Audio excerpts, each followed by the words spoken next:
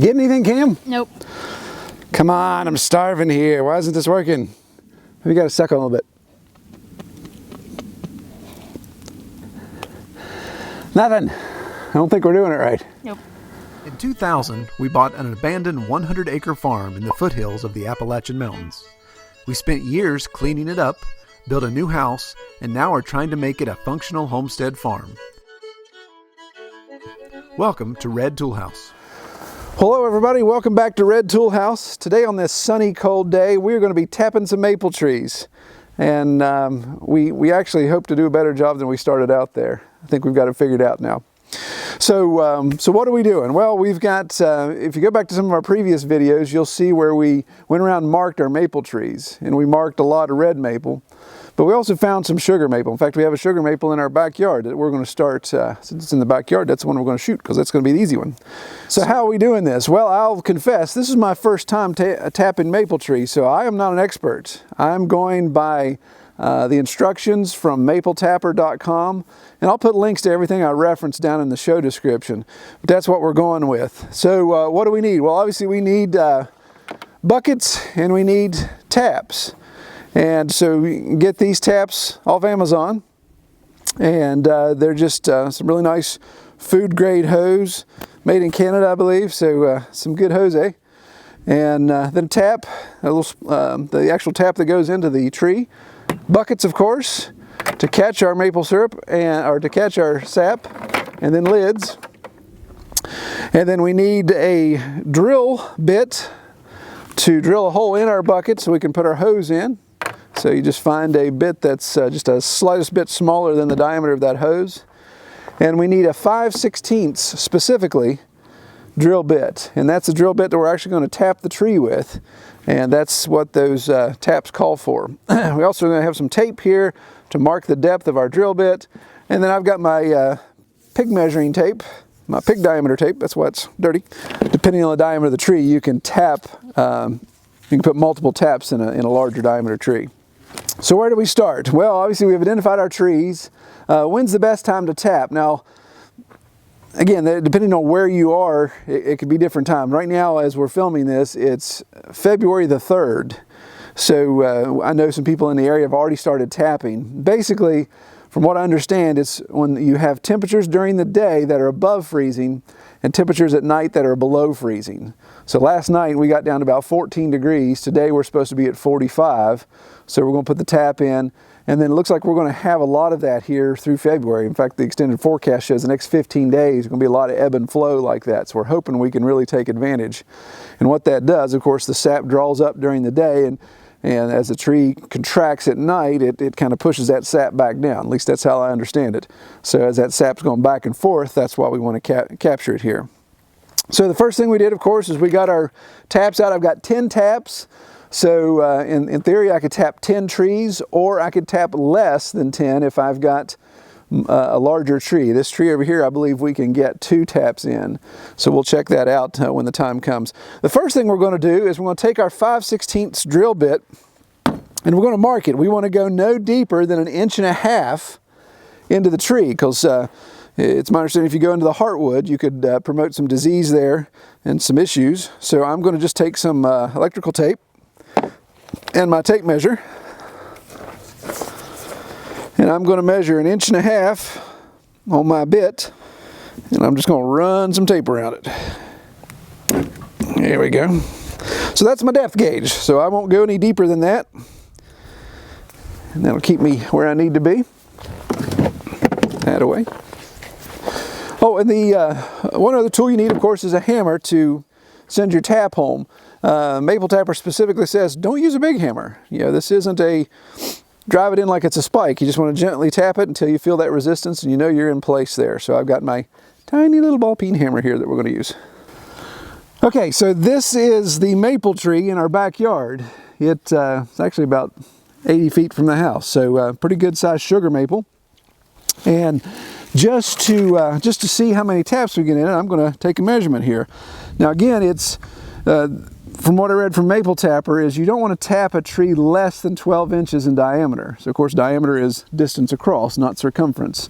So you don't want to do one less than 12 inches, but when you get up around 16 or 18 inches, you can put 2 taps in it. So I'm gonna we'll try to reach around this behemoth here. Help me. Off a crayon load. Come help me, son. Hit me. I'm stuck. Oh, I had it. Help me. Thank you. We want to measure the circumference about 2 to 4 feet up, because that's what we're going to tap, is about 2 to 4 feet. And so I put my tape around here. My tape isn't even long enough to go around. That's 60 inches. So we're going to mark 60. Let's go to this big old furrow of bark here. So 60 inches there. So another 10 inches. So that's 70 inches in circumference. So everybody knows the equation on how to get diameter from circumference, right, boys? All right. Come on, Liam, you've been studying all this math? All this algebra and calculus and all this crap you've been doing? Okay, so to get the diameter of a tree, the equation is circumference equals pi times diameter. So we know the circumference and we know what pi is. What's pi? 3.14. Keep going. 3.14, 159. Okay. So circumference we know is 70 inches. Pi is 3.14159 if you want to go that far. And obviously our variable is diameter. We don't know what that is. So we're going to divide our circumference, 70 inches, by 3.14 to get our diameter. And that is, everybody knows that in their head, right? Do the math. Comes out to 22.2922 inches. And that's just off the top of my head there. So we're about 22 inches. So we know we can I can actually put up to 3 taps in this. But we'll just go with 2 and see what we can do there. All right, so it's time to choose tap location. Again, according to the sources, 2 to 4 inches from the base of the tree. And if you can help it, you don't want to have taps closer than 6 inches apart. 6 to 12 inches, I believe, is what Maple Tapper said. So if I'm going to put multiple taps in here, I want to obviously go around. I don't want to do one right over top of the other. I want to do, around the tree in different points. And what I want to do, if I can help it, it suggests looking for a big root. Like there's a huge root here on the back, or a branch. And I can see about 15 feet up, there's just branches everywhere. But if there was a main branch or a main root sticking out, you'd want to tap there, because that's where a lot of the sap is going to be going back and forth. Now, the other thing it says, if you can help it, if you have the opportunity, tap the southern facing side, because the sun is going to activate that sap flow more. And again, this is the southern side. That's why the sun's on my face here. But this huge root we have is in the back. So I'm kind of torn. Do I go with the huge root in the back and be on the north side so it's always in the shade? Or do I go on this side where there aren't any huge roots and get the sun? I think I'm going to go with the sun side, just because nothing sees sunlight back here, and it's it's always going to be cooler on the back of that. So I've got my drill with my tape, and I've measured that 1.5 inches, because we're not going to go any deeper than that. And we're going to go in at an angle, just a little bit of an upward angle. You imagine if this is the tree, we're going to come in at it this way. So as that sap's flowing, it has the opportunity to drain down in gravity and into our tube. Okay, so what I'm going to do is I'm going to try to take advantage of this as much southern facing face as possible and get my 2 taps in it. So I'm going to come to this side here, and I'm going to do my first tap. Again, 2 to 4 feet, and I've got some decent branches right above me here. There's a little bit of a root sticking out, not much.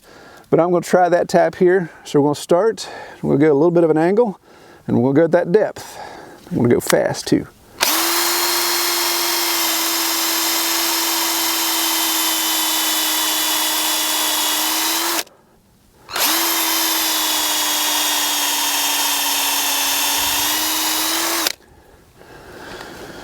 Okay, and you want to make sure that you're getting nice white sawdust there, that you're not getting anything dark brown or something that looks diseased. So you want to make sure that's good. And so I'm just going to test to make sure I got my depth right. Yeah. So there, that's 1.5 inches deep. So we got a tiny little hole there.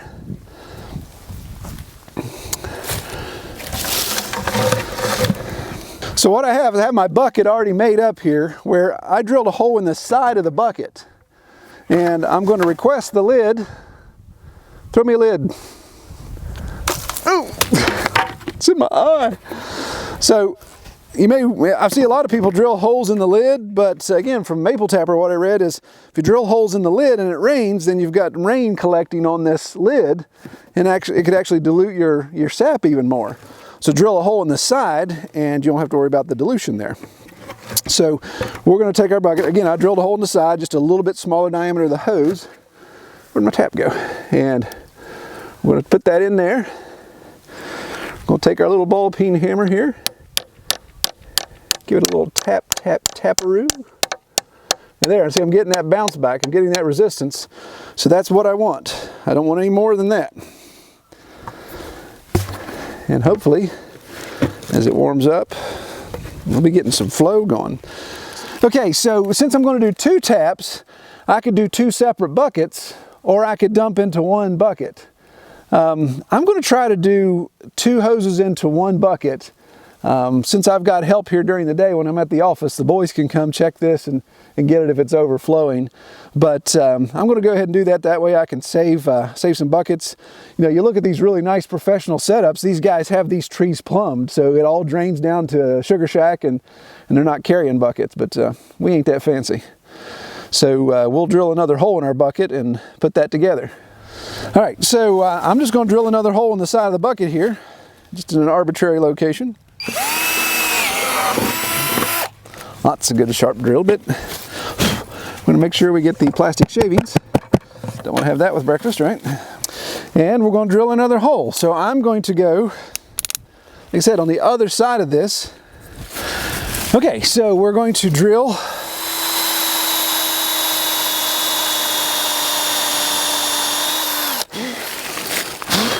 Really want to make sure to get all of our sawdust out of the hole there. And we're just going to get it started again with our ball peen hammer until we get that bounce back resistance. There it is. And there we go. So that's a double tap. Double tap to the back of the head. Okay, so the key from what I've read is your bucket obviously is going to stand fine when it's empty, but just imagine when it's getting full, if your ground's uneven, then it could tip over and you lose everything you've collected. So you want to make sure you've got your bucket on nice flat ground. I know some guys will even ratchet strap them to the tree. That way if you get wind or an animal or something knocking things around, it doesn't knock it down. So we'll definitely keep an eye on that. So that's, again, another reason why to put the lid on. So there's 2 of my 10 taps in my trees. And we'll come back hopefully later today when we get above freezing and see if we got some sap rolling. But we're going to go tap the rest of our trees. All right, so we've got this other tree, this maple tree that's actually off the side of the house. Again, if you go back to our other video where we were marking these earlier this year, you'll see. And I got my brother here hiding behind the tree. He's shy.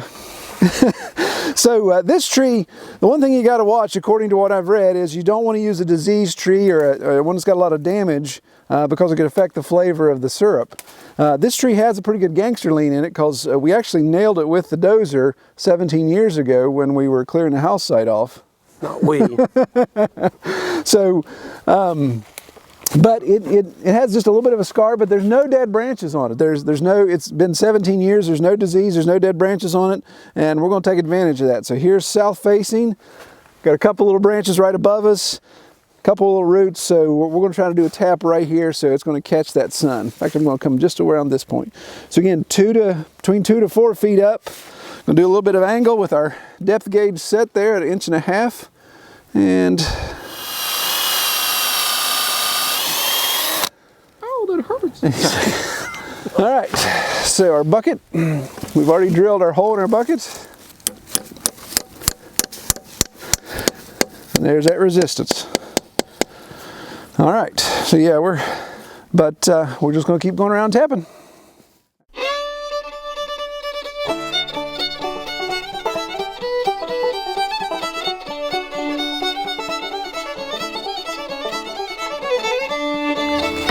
Look at the deer scrape on that maple tree. Yeah. wearing it out. Scrape the deer. Bunch of deer holes. Yeah. Oh, come on, Shelby, on camera, really? This is what she does here. The door spot. Commentary of my maple production here. We've got a huge secondary branch here. So you want to tap off that side? Yeah, and we're still kind of south facing. So yeah, I think I'm going to grab hold right here, and we'll go a little bit higher, Thad, and let's put the bucket behind it. Back, okay. Yeah, we'll put the bucket there.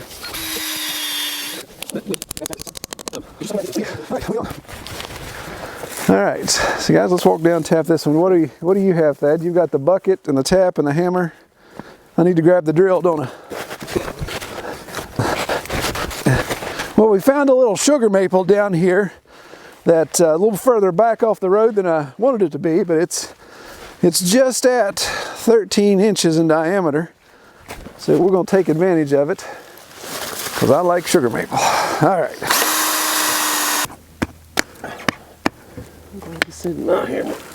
Our late great uncle that you're beating his prize hammer into the dirt with. Yeah, exactly.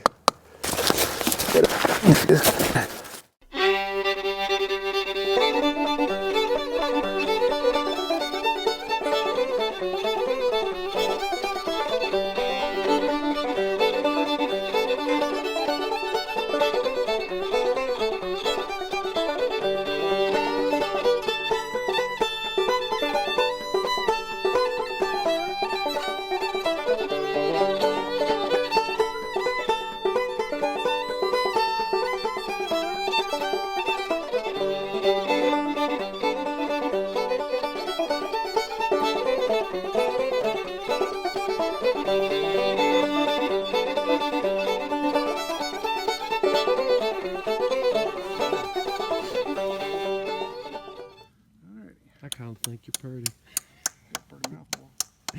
Easy. What kind of woods are these?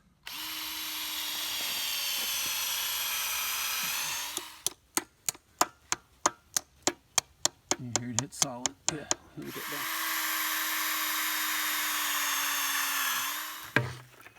Okay, here's the drill.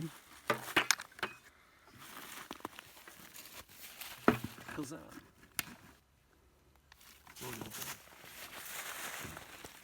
Have you asked for the tree's blessing? And Blow out the hole first. blow it out. Blow it out your hole. Oh, Not No. suck on it, blow Blow on it. it. There you go. Keep going. Blow it again. Blow it again. hold on, you're gonna take it. Sawdust out of your eyes. Safety glasses. Are you a man or a mouse? Don't spit in the hole. Come on. There's nothing in the hole. Well, All suck right. it. Okay. Blow that out too. Here. What? Just in case. You don't want anything to clog Nobody this wants Thad tasting syrup. off. Hey, a little bit of that in every jar. Yeah. Perfect. There we go. This is gonna be the best one. This is gonna get Even when you have a beautiful sugar maple right there, that one, and you think, oh, this is worth the climb to put in there. It may be worth the climb to put the tap in, but it ain't worth the climb to bring 5-gallon buckets of sap back off the mountain. Woo! Well, within the first week of tapping our maple trees, we got about 15 gallons of sap from 10 taps. So the game plan there, of course, I put it in our IBC tote to store it, and the game plan, of course, is to start boiling it this week. So I know there is a shelf life to the amount of sap that you can store. I need to kind of keep it cool. Got some really weird weather, so I'm not quite sure what the next couple of weeks are going to look like as far as production goes. But we'll document the boiling of that as well. Well, again, as always, thanks for watching. Give us a thumbs up if you like this video. Be sure to subscribe if you haven't. Check us out on Facebook at facebook.com/Red Tool House Farm. Take care, everybody.